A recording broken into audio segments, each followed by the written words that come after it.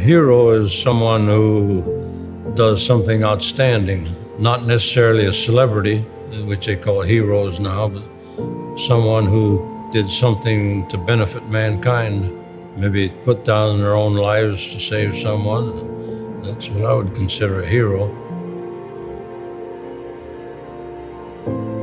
My name is George F. for Frank Snyder.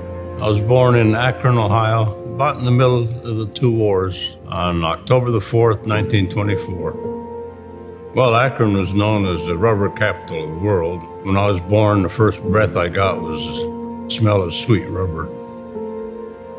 My parents had the American dream. They had bought a little bungalow and they were starting to raise a family. Everything was going to be fine, and the Depression hit. Everything changed. It changed considerably for the worse. My dad lost his job in 1930. I had just started first grade when we had to move. Had to move out to a beat-up farm 20 miles west of Akron. We had no running water, no plumbing, no electricity, and we managed to eke out some crops. It was hard work. We didn't realize we were that poor, I don't think. Everybody else was in the same financial condition. We were family, and I think we were relatively happy. In a way, I think it strengthened us, so maybe it was a blessing, I don't know.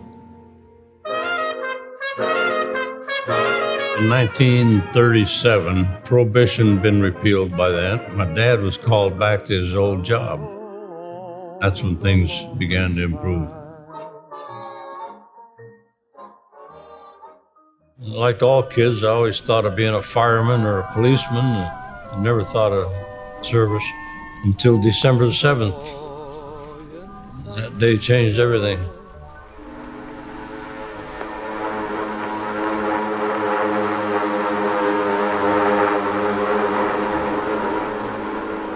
December 7th, 1941, I was home listening to the radio, and they interrupted the program to announce the attack on Pearl Harbor. We interrupt this program to bring you a special news bulletin. The Japanese have attacked Pearl Harbor. That was a turning point right there.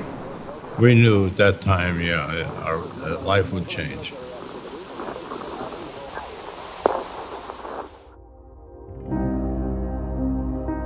Lieutenant said, "All right, you sons of bitches, you're going into combat. In 24 hours, some of you bastards are going to be dead."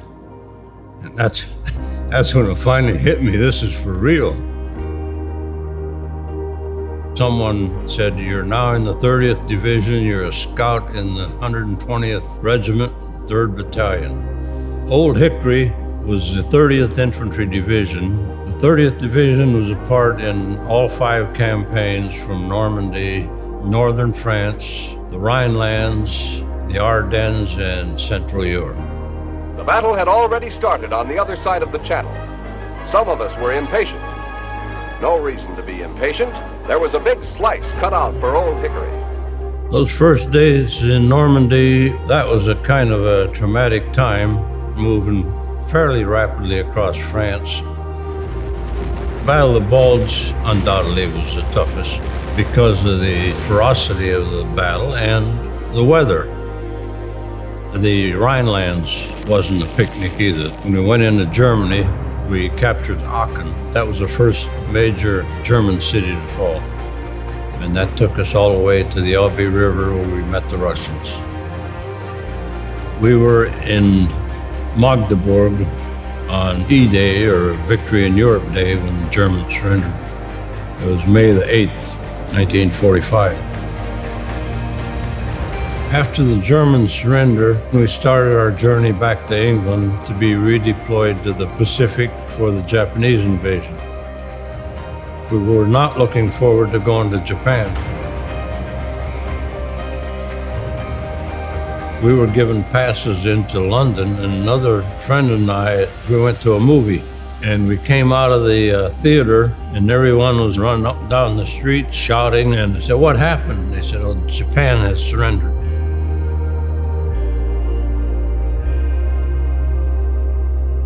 We knew that no way we'd have to go back and fight Japan. We'd be going home. Well, we were on a train heading for Southampton, and as we neared the docks, we could see it in the distance. A big, massive ship. It was quite a sight, really. We didn't know at that point this was our ship. All we knew was that it had been used as a troop carrier, and we knew it had been a luxury liner before the war. Almost all of our division boarded the Queen Mary. I rounded off at 15,000. You didn't find a room or a bed, you found space. The decks were covered, hallways were covered. Considering we were on our way home, no one really minded that. Almost 24 hours a day, there was a chow line. All I can remember was snaking throughout the ship and eventually getting to somewhere where there was food. Didn't take any time at all to get used to the comforts of a warm bed or a hot meal.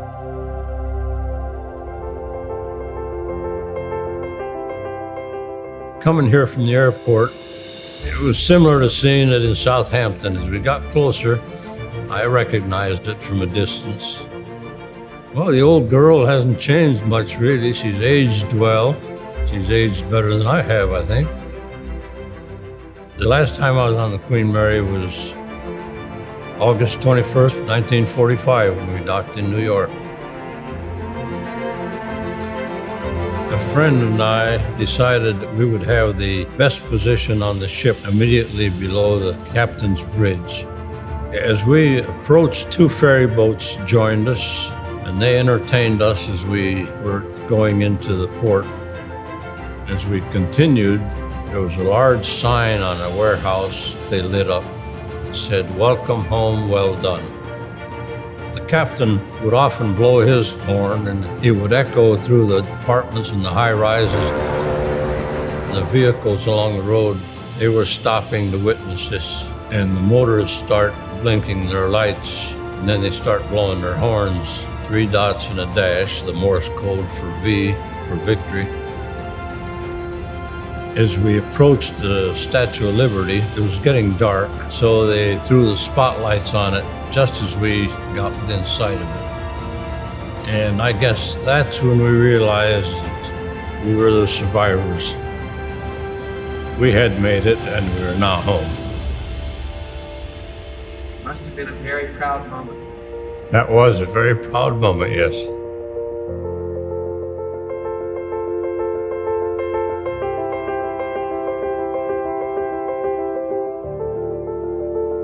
We occupied a unique window in the history of our country. I like to say we were born between 2 wars.